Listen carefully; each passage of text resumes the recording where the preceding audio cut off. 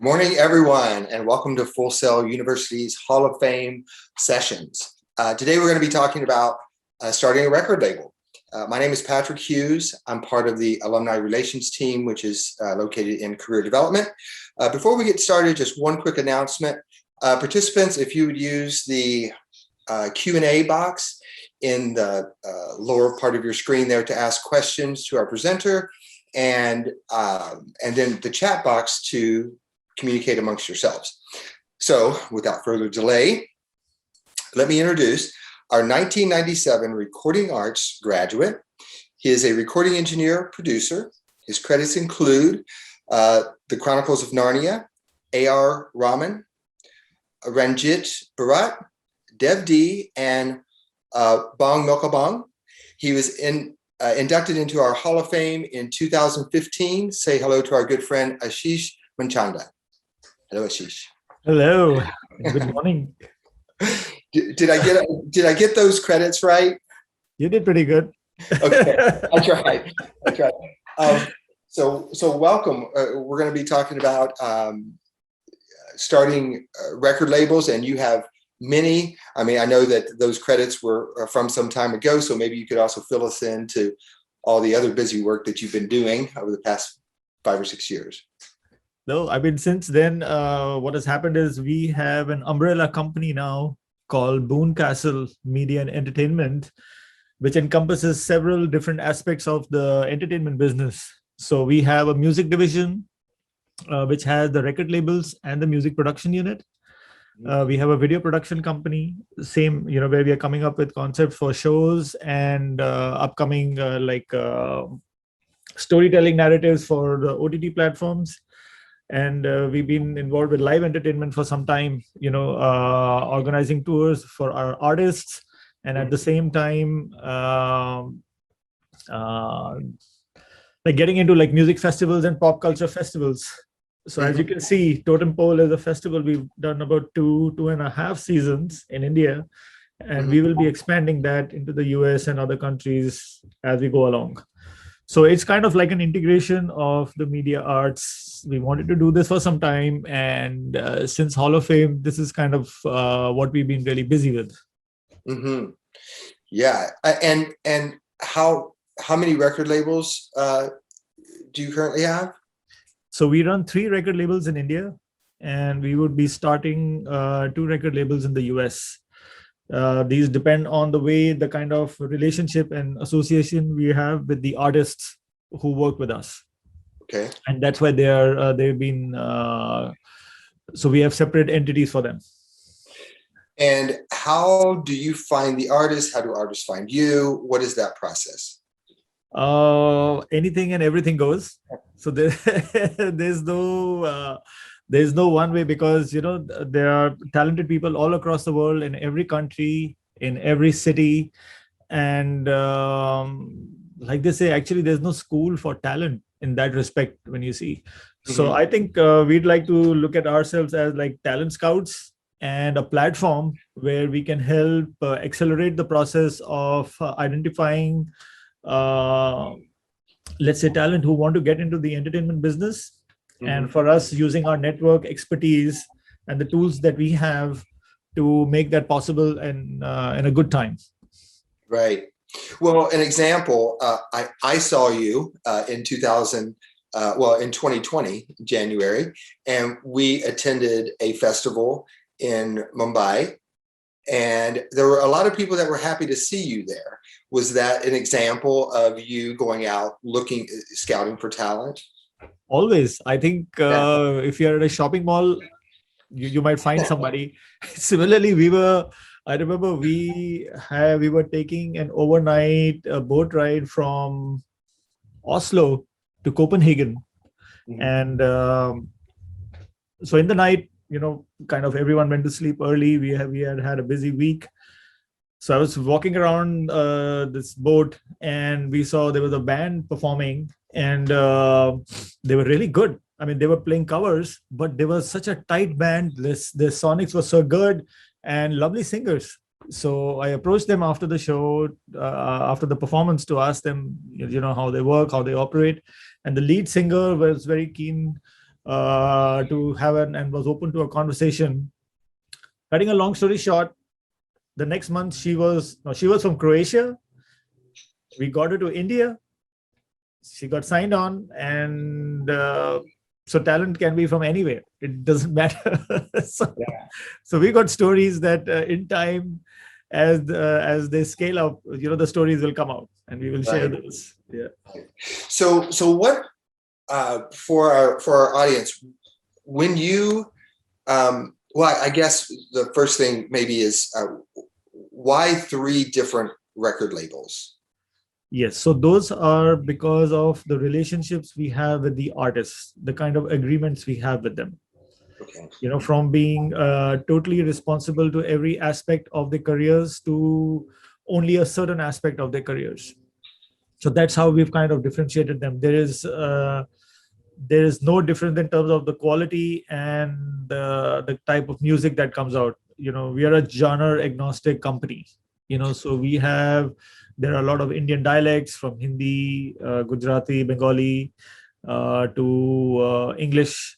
So basically anything that we are really passionate about, something that we know we can stand up for, is something that we take up. Okay. So depending on the artist, like you said before, it determines and what their needs are determines the record label that they would sign with. Yes. Okay. Yeah. And I would assume that depending on the record label, then there's different tiers probably of what they could earn and what you would. Yeah, so it depends. Like, let's say artists with whom we work with on a spherical basis. That means we work with every aspect of promotion, even live entertainment, bookings. We serve dual roles as managers and agents where necessary, and also opportunities in sync. And basically, we are completely responsible for their professional presence. So that is one bucket. The other bucket would be where they already have representation and companies that they have a relationship with who work on, let's say, their live aspect. But then we manage only the label and the releases. Okay. So accordingly, the revenue share happens depending on, like I said, what the agreements are. Gotcha. So for I know that we touch on this in different classes and different degree programs here at Full Sail. But when you're starting a record label, can you walk us through what the physical steps are, but then what the thought processes are that connect to those, because you want to think about it right before you take action. Yes. Oh, so, it's like the founders of Spotify, they said that if they really knew what this would entail, they would probably not have done it, because to deal with licensing, dealing with all the large companies to get, the amount of work, legalities that have to be navigated is a lot and very gruesome, And so sometimes because, like they say, just because you can does not mean you should. But some of the best things have come out through some of the unknowingness. I am a very firm believer of that everything cannot be calculated and projected and hypothesized. You have to take a chance on something that you're really driven, and you'll figure the rest out along the way if you're really driven for it, truly. Sure. And that's something that has actually taken us through our journey. And so, I mean, what one has to be, I think one key ingredient, which actually is for any business or with any association with people, because it's a people's industry, this is all about human beings, and I think what today, and I was just reflecting on this yesterday, that the most important aspect that one must have is actually compassion. And that works from both sides. So it's not, and because it is the music business and the entertainment business, let's say largely there are like 2 slices to it. One is the creators pool, and one is, let's say, the business and the exploitation pool. And kind of like how the publishing business works. You have a publisher and you have the author or the songwriters. So at the same time, within within the entertainment business, you need both components. I really call them, they're like our two hands, and one is not enough, so because, and like any relationship, one has to give it a shot. You never get into a relationship saying that these are my terms and conditions, to the point where it's like having a prenuptial for everything before you even start seeing somebody. So I think I think one has to navigate and develop the skill sets and really really love it, to work with people, work with people who are making music and other kinds of like creative content. And on the other side, to see how best one can represent the people and the works that are coming out, so that it can reach out to people successfully, and then how one can make a successful business out of it. Because at the end of the day, if the returns don't come in, at some point this will dry out. So when I say compassion and empathy, is where both sides, the creative bucket and the, let's say, the business bucket, need to have a good appreciation. They may not have the skill sets for each other's sides, and that's perfectly fine, but one must definitely have an understanding of what it takes to be an artist, which are something totally different to how that works, or the works of the talent and the talent themselves can be monetized. I mean, I'm just using just straight up words, but Sure. So there has to be a good balance between both the sides, and it's a journey. Let me tell you, that's what we've seen. So this is our third innings. We started this. We've done 2 editions of it before, and it never really took off. And so this third edition is the one that it's actually taken off, and things have settled in. So it has taken a lot of preparation. It entails a lot of research. One needs to understand the market of the times that you live in. It's not of what's happened in the past and what's coming up. That is something you're defining, and you're part of that system now. So one has to be very agile to evolve accordingly. But there's a lot of, I think, self-study, team study. But but the most important thing I will come back to is compassion for both sides, to understand that how both are very important to make this successful. Otherwise, then the creative part is just a hobby, and that's fine too. So. Well, I've spent some time around you, and my observation is that you're always working. You're always thinking. You could be at a dinner somewhere, and I get a sense that you're thinking about business a lot. And two, I guess you don't do all of this alone. You have an entire team behind you, correct? Yes. Yeah.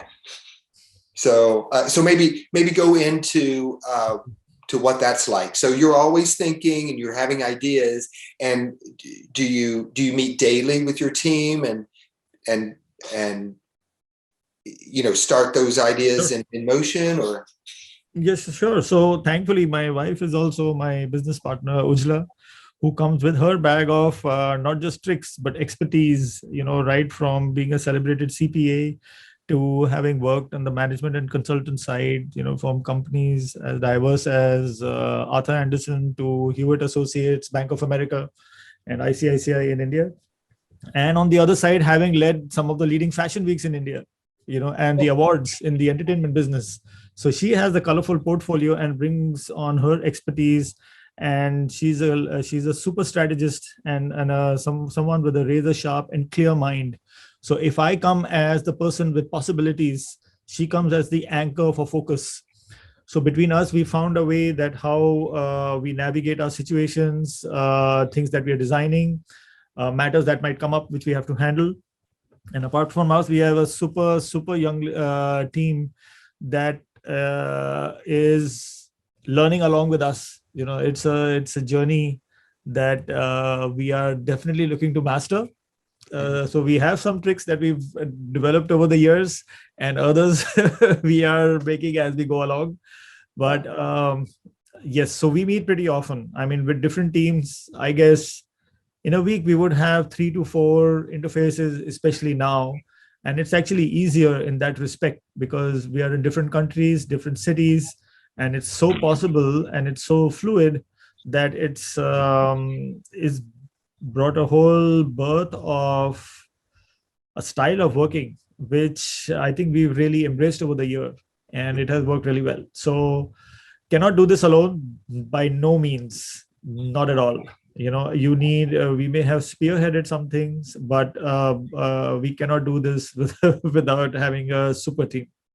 Yeah, and I'll be honest, I was secretly trying to get you to brag about your team because I know who they are. So, yeah, because I've been around that a little bit.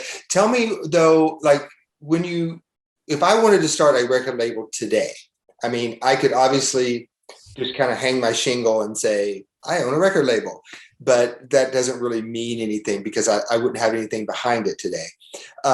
So if I'm a fresh graduate out of Full Sail and I want to have a record label or eventually have a record label, what is some advice that you would give someone in terms of the mindset which you've talked about, and then the support that you've talked about, but then what do they do physically to go out and make this happen? I think the best thing would be, and the smart way would be to work with some very experienced companies or individuals from the business, because that's where you will actually truly learn the ropes and how this game is played. Mm-hmm. I'm definitely not an advocate of DIY right up front. Yeah, but if you're a force of nature and that you'll bulldoze through anything, everyone is different. But by and large, if you have to play your cards smartly, it's like get into the system to understand what it's all about. It's like get into the matrix, know how it functions, and then you decide how you want to navigate it and go out and become independently set up or contribute to a setup that is already growing and thriving. So those are the choices you'll be able to make better as you get into it. But my recommendation would be, I come from that place where for something like this, because there are too many nuances, there are too many layers to understand, appreciate, and one cannot be a master at all of them. Mm-hmm. So you have to eventually decide, like, where do you want to be in this food chain? Who do you want to be? Mm-hmm. And I think working in an environment that is successful will definitely help you, arrive at those decisions better. So go to a successful company or someone who has a very successful outfit. That would be a great place to start. Yeah, because it takes a good bit of money to start and support your artist and do all of those things, right? Absolutely. Yeah. It will come down to money at some point or the other, whether you like it or not. So mm-hmm. I would share that better know this, that because if you are capital crunched, you will have too many challenges, and it's not worth it to take that burden on your shoulders right up ahead. Go in, like I said, the strategy should be to work with an A-lister company first, mm-hmm. and then start making, because you might think otherwise once you get that exposure and understand all the moving parts. And eventually, of course, you could set up your own, and that's fine. And these days you can do so much yourself, but still to be visible in that market share, because let's say everyone who owns a computer today is a potential Photoshop artist, is a potential music producer, is a filmmaker, is a graphic designer, is everything that this tool offers you. So it offers the same to 100 million other people. Mm-hmm. So, it's that it's no longer a pyramid which was like this. It's getting flattened and it's kind of like this. So how do you get noticed? How do you get visible? And I don't think that one should do the heavy lifting right up front. It's not necessary. Mm-hmm. Be smart, play your cards well, go to some of the most successful outfits, and then make your career from there. And that touches upon your network, the people that maybe you admire and that you respect, and that maybe they mentor you, or absolutely, or just having connections. Talk about some of that with your experience with your connections and how that benefits you. It's a people's business. I think every business is a people's business. Where there aren't people and where there is some interactivity or adding value to either side, then it's not a business. Mhm. And I have seen, and maybe we were maybe somewhat prejudiced with this when we were starting out, that as creators and coming from the creative side and the technical side, that we think, oh, business means this, business means sometimes not the greatest thing. That's just ignorance. I would definitely encourage one to understand what it takes something to be successful, which could be your talent, your skill set. You may be a technologist, you may be a creator, but why is there a place for managers, and why is there a place for technologists, and where do creators fit into all of this? There's a lovely movie, is a documentary called General Magic. I think that kind of demonstrates that this was the one step before what happened to the success of Apple, eBay, LinkedIn. Everyone came out from this one company. Mhm. And this one company had the creators for the guys who wrote the code for iOS and Android. So though they had the superstar talent, this company did not take off. I mean, it was those in the valley would know its significance. But the point that I'm trying to make is that one should kind of understand and appreciate that it takes, like they say, it really takes a village to really make something happen and successful. So, and that is true, as we have maybe knew about it, but now we are in the thick of it. So I can tell you, at least for my first-hand experience, that it really takes a force of nature, a lot of people. It's a people business. Any business is a people's business. So the people that the quality of people that the quality of people that you network, that is what's going to help your business be faster, thrifty, and hopefully something that you can really scale and everyone can derive the benefits of it. Yeah. So, I've seen that movie. I'd forgotten until you just mentioned it, but I've seen the movie, and I think, if I'm correct, the premise is, with all of this talent and with all of this magic, why didn't that company take off? yes. And it just basically was a matter of timing. The world wasn't ready for it, or investors weren't, behind it enough. Maybe, I don't know, but so maybe speak to determination. Why? I'm sure you've ran into roadblocks and things that were confusing. Like, you're a smart man, but you don't know everything, right? So every day. yeah. So, but even at your level, how do you combat things that could shut you down? I think persistence comes on top of the pyramid for me. Talent comes second. If you do not have the persistence and determination, I've seen, no matter how talented you are, you may enjoy a moment, but it might not last. So there has to be a way to conserve your energies and sustain yourself. And that comes through periodic and regular updating of what it takes to be relevant in your time. You really have to be a bulldozer, especially if you're going to be an entrepreneur and set up something yourself. You have to be a go-getter. You have to be super persistent. I don't know how else it can. That's the single most important gasoline, and otherwise you'll run out of steam. Your whole enterprise will suffer. So there's no way that, then it's better to be honest with yourself and, say that I'd rather work in an organization which takes care of everything and I can just do what I need to be focused on. And that is fine. So as long as I think one is honest with oneself to understand what your character is, what your nature is, what your attitude is, all those factors, then you take a good decision, So persistence, perseverance, determination is right at the top. And I think every creator in some sense is like that, because you are more like an entrepreneur than a professional. Though people say you are a professional, but because of the nature of the work and the jobs that are available for creators, unless you are on a full-time basis with a company, maybe a Disney or a larger Fox or somebody else, you have to know where your next gig is going to come from. Mhm.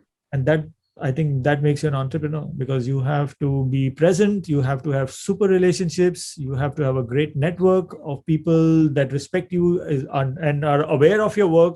So you may be the most talented person, but if you don't put yourself out there, or someone does not represent you or present your skill sets to your ecosystem, where is the next gig going to come from? So it takes planning. It takes, you have to trust. And like in every relationship, you can never go in with asking someone, give me 100% guarantee, then it's not. That's why I say where compassion comes in, because then both sides have to understand and appreciate where both come from, and both are driven towards a common goal to make this successful. Mhm. So you have to be you have to have a gambler's spirit in a way, right? So here's what I've learned, or let's say what I am learning. Mhm. With respect to risk and gambling, if you are determined to the point, and if you know, and maybe not even completely know what you're doing or how to do it, but if you know that you can make something out of it, and you know how to, and you eventually learn how to pull it off, then it's not a risk. Mhm. It's like for me, the understanding is like how you make and design an aeroplane. You've got this flying bird which has so many components, which has aspect from aeronautics engineering, from mechanical engineering, there's electrical, electronics, there's entertainment systems inside there, there's fuselage, there is, oh my gosh, there's all this stuff. And would you tell your clients, that is you and me, the consumers who are going to fly this flying machine, that you know what, this is a risky business, and maybe 1 out of 10 work? Yeah. That means you're not doing your job, or you've not prepared yourself well enough to take up that job. Mhm. That's a risky business. But now it has been proven over 25 years of research. And I love all this. And like I said, as an entrepreneur, everything is my business. Studying other good businesses is my business. Studying businesses that didn't work is also my business. Talent that has scaled up is my business. Talent that has not scaled up is my business. Everything is my business. The electricity is my business. The bills are my business. To make sure that everything is my business. So it's like, oh gosh, what did we get into? And but so like Boeing or Airbus or Lockheed will say that yes. So in the last 25 years research, it has been kind of proven that air travel is safer than any other travel, whether on the road, on bikes, in cars, trucks. There are more casualties on terrestrial transportation as versus air transportation. There's nothing more safer than air travel, actually. The kind of expertise, the kind of detailing, and the kind of accountability that is taken into designing this flying machine is unparalleled. So similarly, is that a risky business? You would still fly and you will still take a plane and go to LA, right? Than going into your RV and driving across the country. So similarly, it's you get into this business, learn every aspect of it that you can. Otherwise, for you, it will be a risky business. So risky business gambling is for something that where you say the outcome is unknown.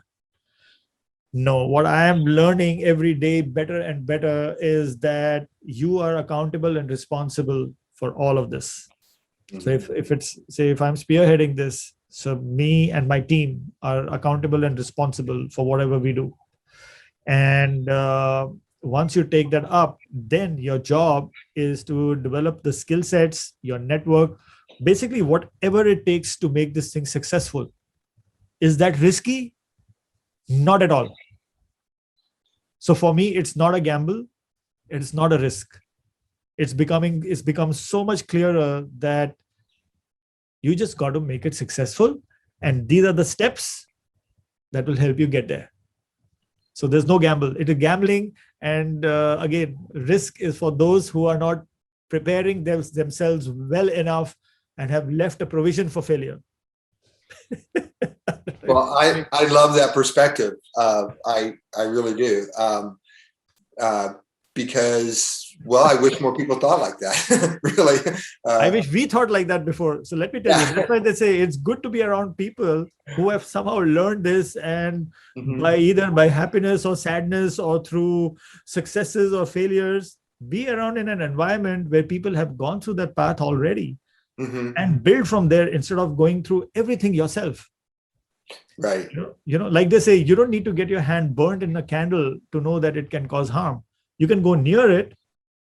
Oh, you can feel the heat, but you don't need to put it inside and say, oh, it actually melts my finger. Right. Now I need to get first aid. No, be smart. You definitely need to get a feel of it.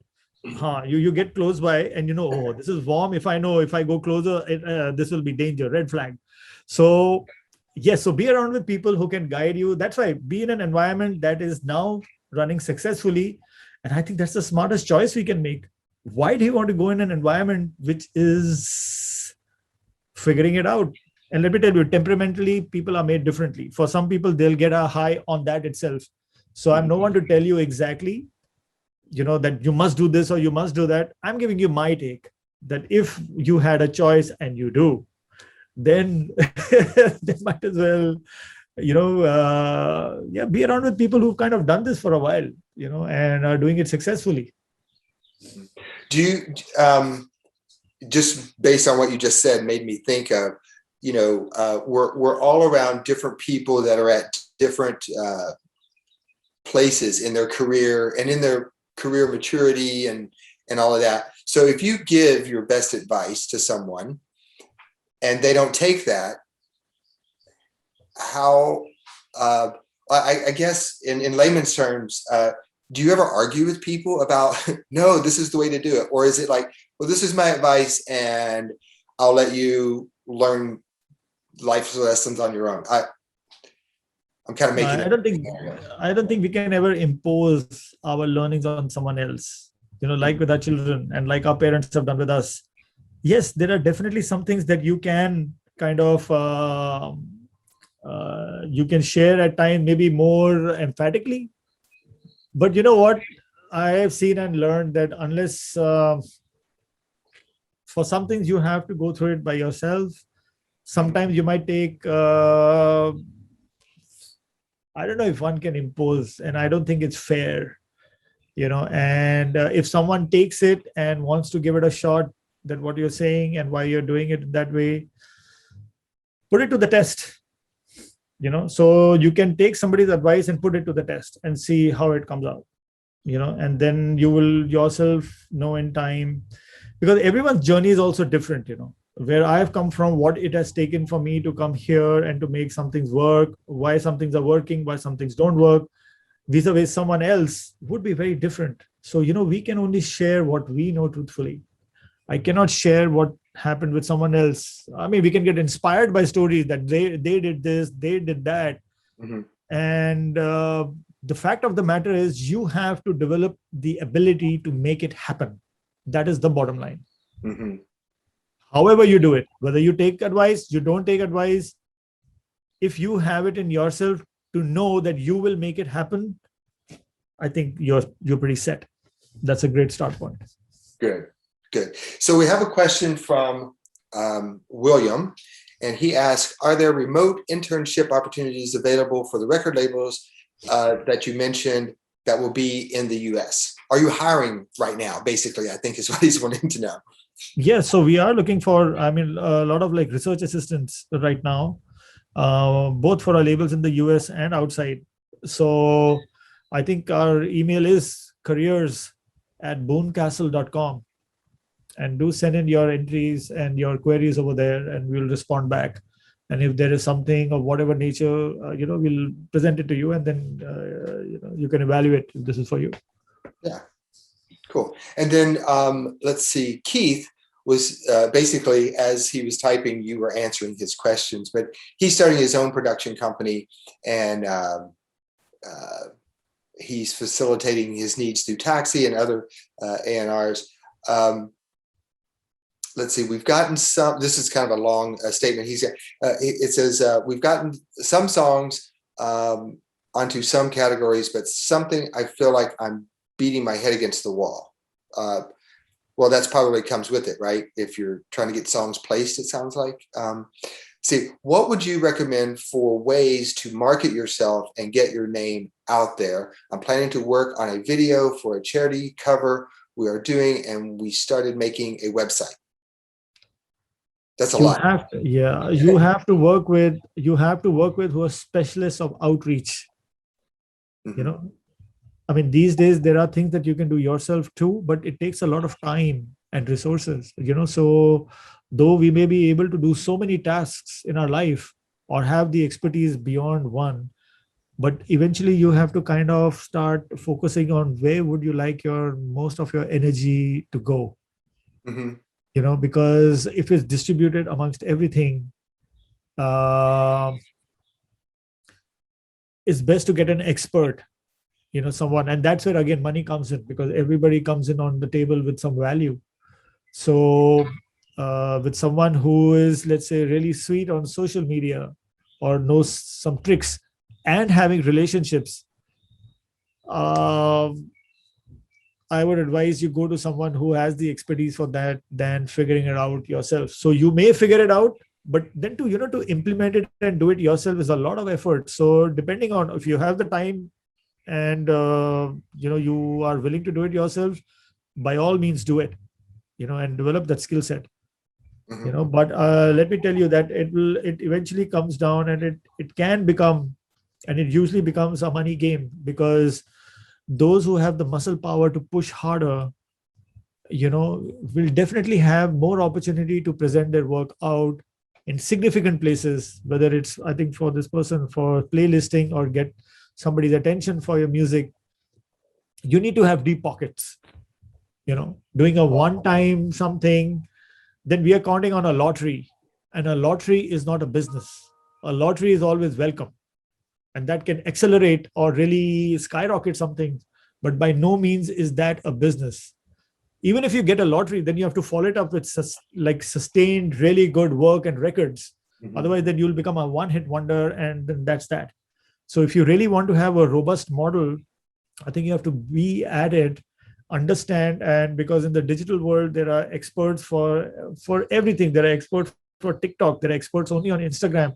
And there are so many slices and layers, and every day there's some new thing that comes out. So I think in your team, if you have someone who can keep a finger on the pulse of what's happening, that's very critical.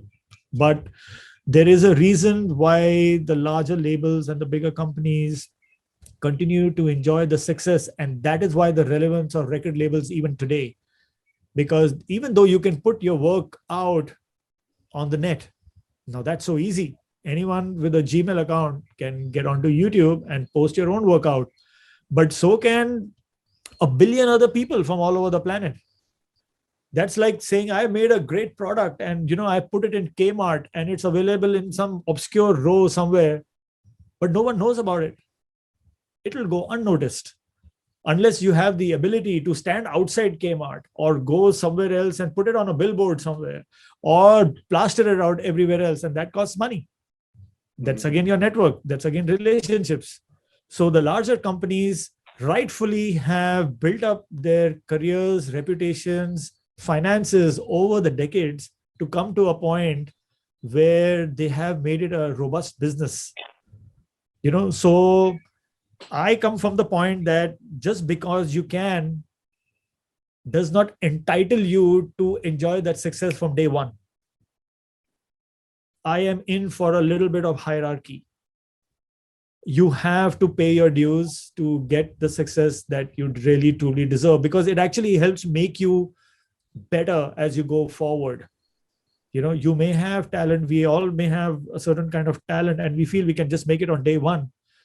But sometimes climbing up the ladder, going through the little journey, whether it is climbing up the hill, going in circles and going up like a spiral, or getting a fast track, it's a game of snakes and ladders. So if you take it like that, I think preparation is great.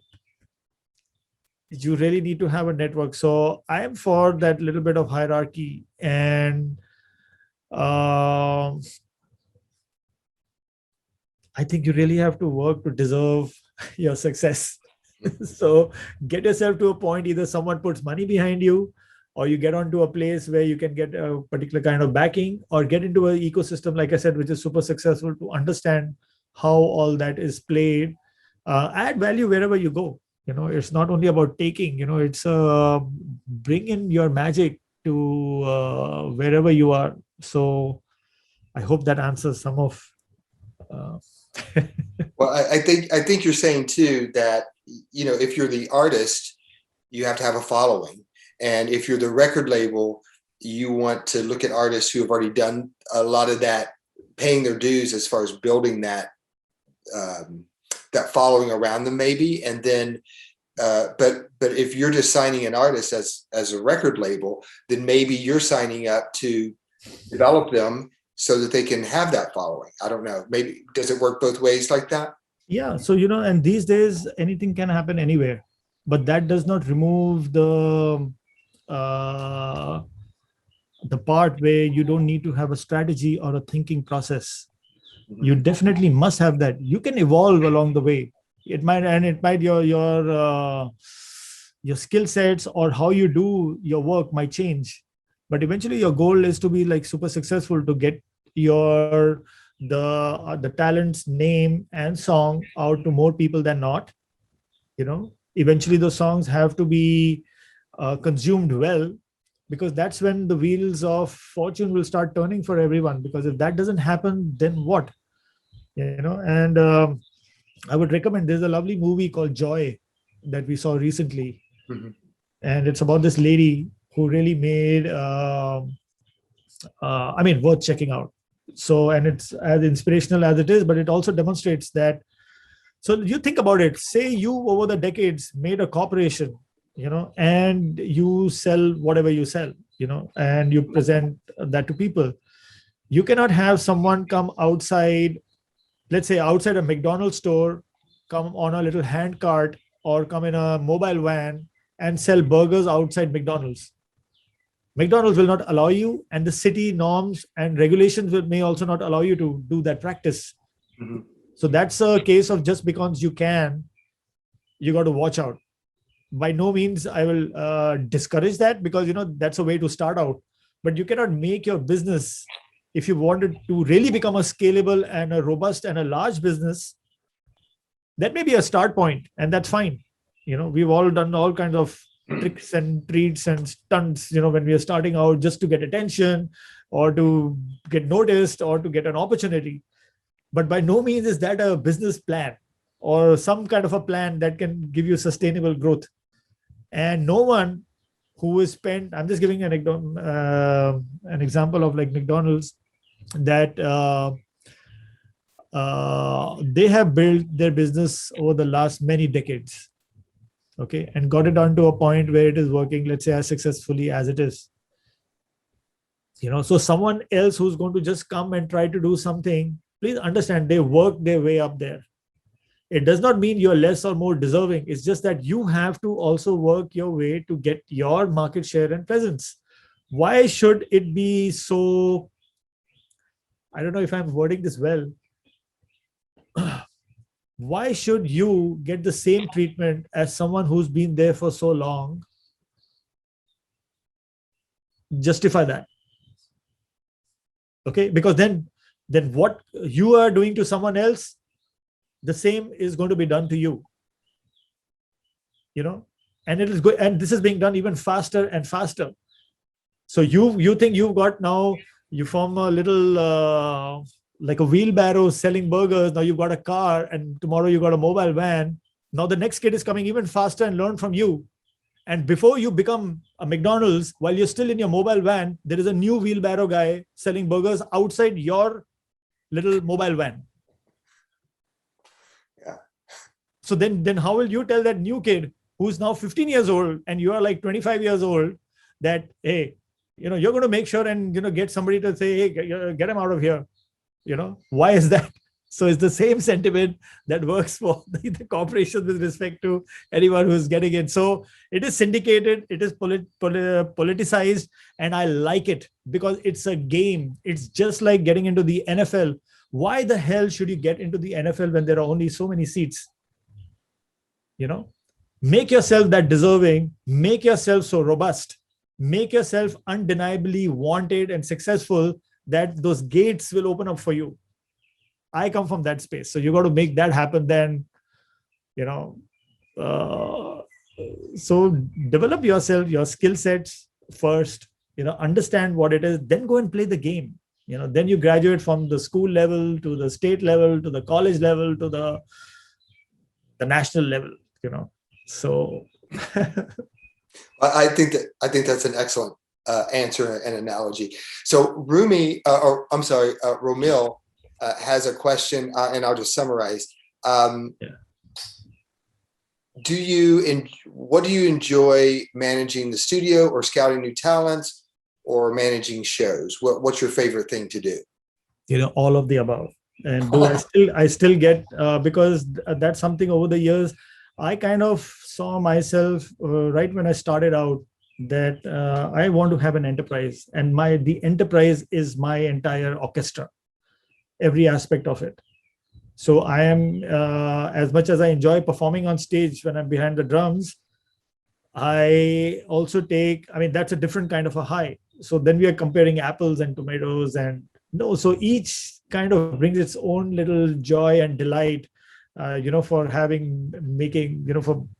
making it happen, or having the opportunity to work that, because that's a choice that we've taken. Nobody's asked me to do this. Nobody's forced me to do this. I am doing this because I have decided to do this.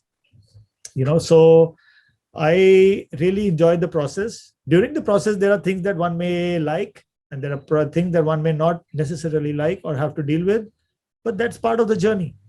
It's like going on a journey and saying, I'm going to have a perfect trip, and you have a flat tire, and you can keep saying, I don't like flat tires. I don't like flat tires. It's like, hello, you're going to get a flat tire sometime. Just fix it up. And while you're fixing it up, maybe listen to some nice music or a podcast and make it worthwhile.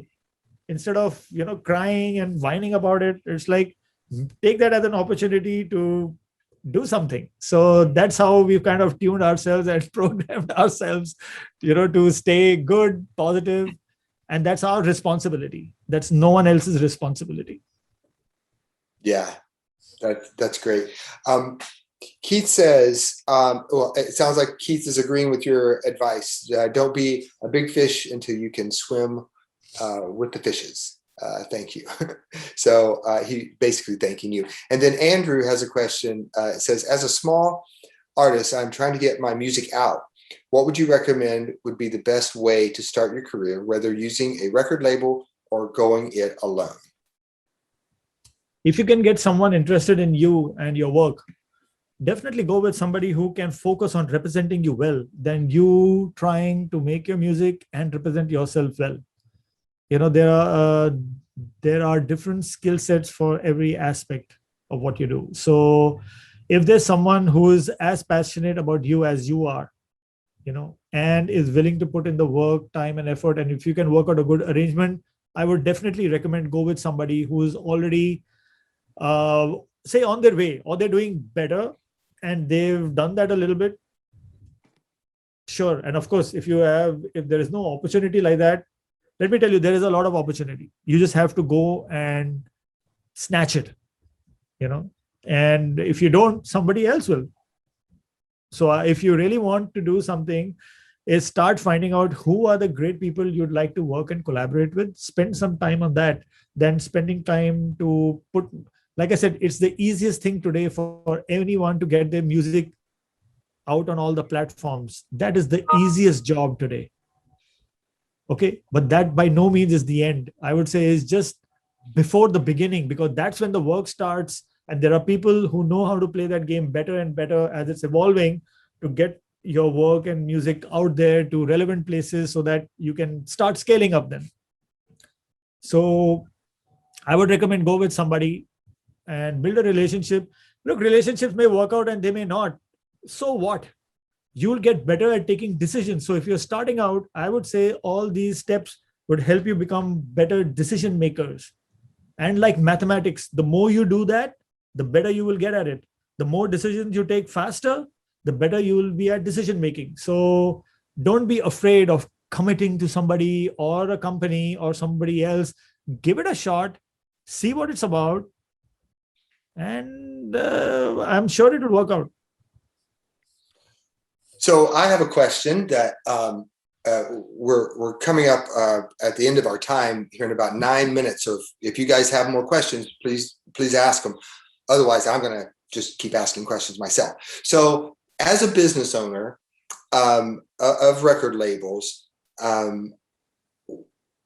when do you know when it's time to hire someone else? And the reason why I ask that is because, number one, I want to know what you as a business owner, how you make that decision when to bring someone on, but I also want the hiree to understand why they're there.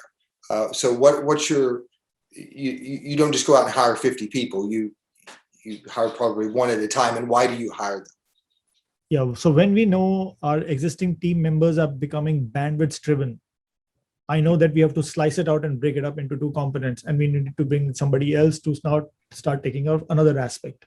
Mm-hmm. So as we are growing and scaling up, so that's how we've approached it. And where we see either there's a void or that we've come to a time where this business stream needs to be looked at specifically, and all the existing team members are already occupied with what they have in hand, that's when we need to bring somebody on board. Or like I said, if someone is overwhelmed with the work that they're already doing and that work needs to be now divided amongst somebody else, then you bring someone either below them or you bring someone as like a peer who comes in with them to help take care of that aspect. Definitely we can share about this entity we've launched called the globalicon.com. Mm-hmm. It is actually a culmination of different aspects of the entertainment business, which is the record label, publishing, live entertainment. Okay. So all those who are here can check it out. And this is for anyone who is interested in making original music, artists who are willing to and want to present themselves to the world as, this is a global platform. All nationalities, all ages, all genres. You can be from anywhere in the world, any city in the world. We have a way of running this show very innovatively. And this is it's almost a culmination of our life's work, where we love and passionate about, of course, where music and how music is made and produced and working with artists and how that music is taken out to audiences. So do check out the Global Icon. And of course, it's spelled IKON. And for all those who are here, and so we are calling it the world's first original music only talent show, where original music is going to be created on the show.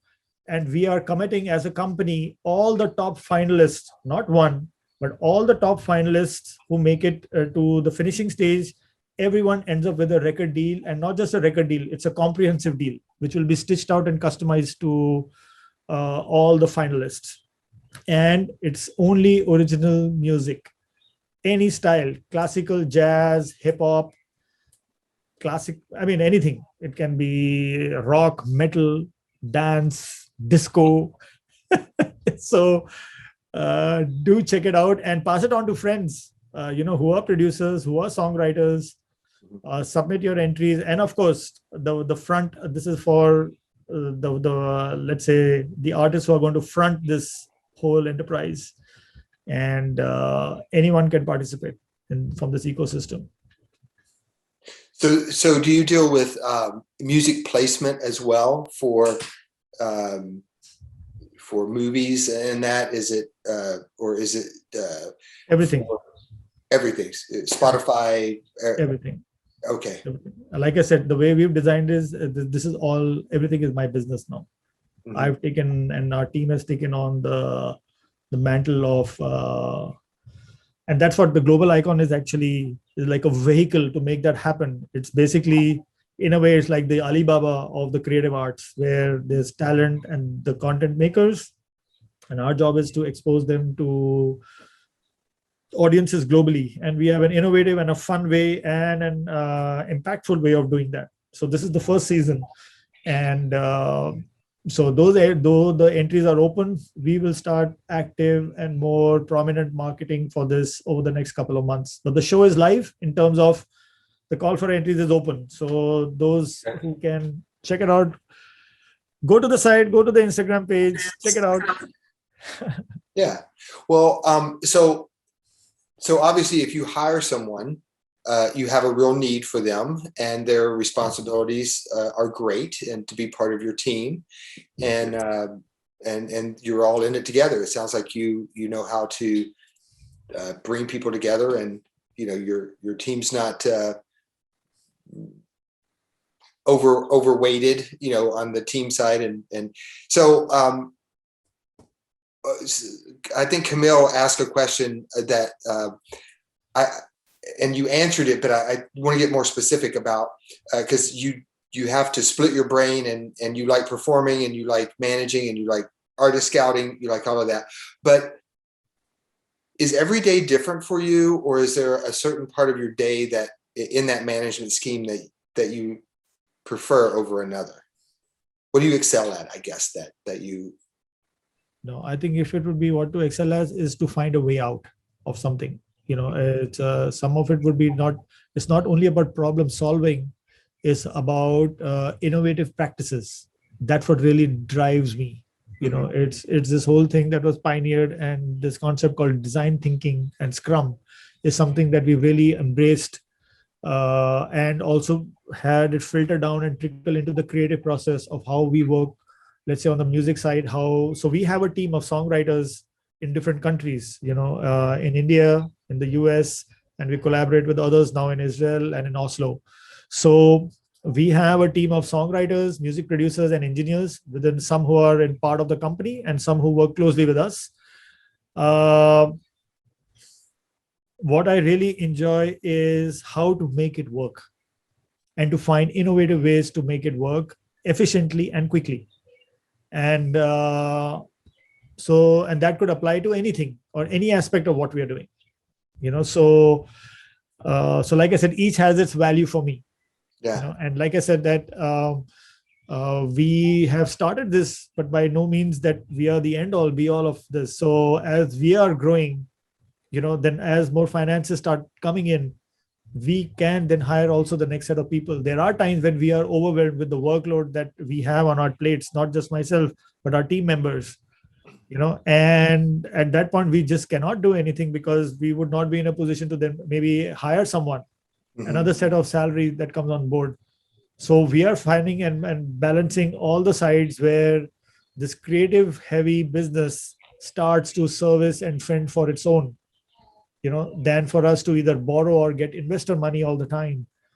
So the fun is that how do you make this an income friendly business as early as possible, so that you don't have to depend on outside sourcing to support you, and because you'll just be in more debt when you go along. So right.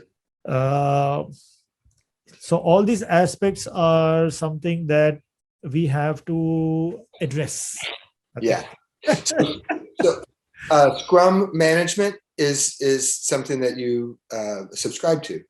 Totally. Yeah. I mean, and because we found it to be very, very effective at all parts. Yeah. So, and just I bring that up again in case our audience hasn't heard of that term before. It's SCRUM, correct? They can look that up, Scrum management, just to kind of see what that is. We have one last question, and I think we kind of answered this earlier on, but we'll ask it again. Keith wants to know, as an engineer who is spending time helping local artists get their music out, is there any advice I can give my clients to help them get their music out? Sure. Must start seeking out who are the people who are good at promoting music. Find out some good promoters in your locality. Start building a relationship with them. But there's so much material online. So I think one has to just make the effort of finding out who either within your geography, and because everything is so electronic and online, you can actually get connected with someone else who has this expertise from some other part of the world. It really doesn't matter today. So I would definitely urge one to research and explore opportunities that would be brought by people who have that skill set. So with someone who's an engineer, if they already have the network, they can definitely pass on when they come across a really good artist, whose work maybe they're working on recording or mixing or anything or part of the creative process, and present it to, let's say, point people in the right direction. I think that's one of the biggest services that we can do, is to tell people that this, go to this one, and you have to take a chance. Let me tell you, if we go in, and it happens from the talent side, where talent on one side also thinks that I want to own everything and I don't want to give anything away. Let me tell you, management side also thinks like that. I want to own everything and I don't want to give everything away. That's when I said the most important thing that comes between two people when there is any kind of relationship is, first is compassion. And you truly have to feel that. You cannot fake it. You feel that, it opens a whole different corridor of trust and opportunity. And